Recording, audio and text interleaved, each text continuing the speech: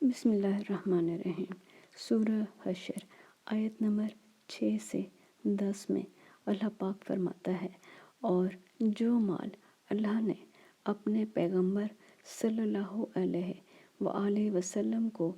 ان لوگوں سے لڑائی بھڑائی یعنی جنگ کے بغیر دلوایا ہے، اس میں تمہارا کچھ حق نہیں، کیونکہ اس کے لیے نہ تم نے گھوڑے دوڑائے نہ اونٹ، لیکن اللہ اپنے پیغمبروں کو جن پر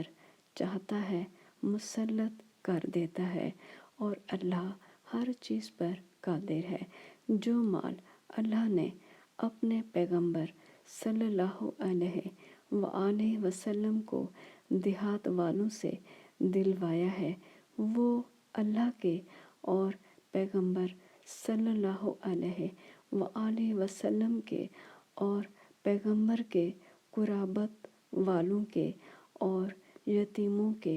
اور حاجت مندوں کے اور مسافروں کے لیے ہے، تاکہ جو لوگ تم میں دولت مند ہیں انہی کے ہاتھوں میں نہ پھرتا رہے۔ سو جو چیز تم کو پیغمبر صلی اللہ علیہ وآلہ وسلم دیں وہ لے لو، اور جس چیز سے منع کریں اس سے باز رہو، اللہ سے ڈرتے رہو، بے شک اللہ سخت عذاب دینے والا ہے۔ اور ان مفلسان تارک الوطن کے لیے بھی جو اپنے گھروں اور مالوں سے خارج اور جدا کر دیے گئے، اور اللہ کے فضل اور اس کی خوشنودی کے طلب گار، اور اللہ اور اس کے پیغمبر صلی اللہ علیہ وآلہ وسلم کے مددگار ہیں، یہی لوگ سچے ایماندار ہیں۔ اور ان لوگوں کے لیے بھی جو مہاجرین سے پہلے ہجرت کے گھر یعنی مدینے میں مقیم